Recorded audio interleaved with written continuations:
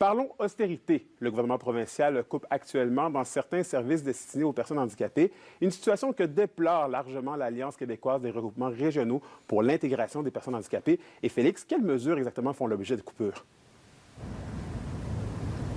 Eh bien, l'Alliance a appris que l'intégration et le maintien en emploi des personnes handicapées étaient menacés, notamment à travers le contrat d'intégration au travail qui est amputé de 5 et aussi, à compter du 1er avril, un ajustement à la baisse sera vu pour le soutien aux familles concernant le RIPI, c'est-à-dire l'allocation pour la garde de personnes handicapées qui souhaitent avoir un répit.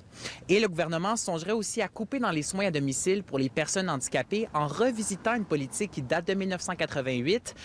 Là-dessus, justement, la directrice générale de l'ACRIF, Isabelle Tremblay, peut rajouter sur cet effet. Quand le Conseil des ministres a adopté en 1988 le principe de compensation, c'était vraiment une question d'équité envers les citoyens handicapés.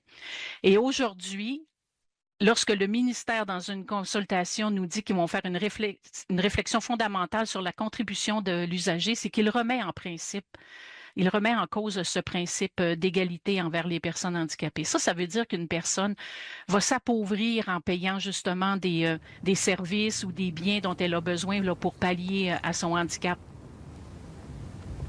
En terminant, Vie autonome Abitibi-Témiscamingue a dit qu'il allait s'impliquer sur des comités pour s'assurer que les programmes pour les personnes handicapées ne s'érodent pas davantage. C'est donc un dossier à suivre. Merci, Félix. Je vous en prie.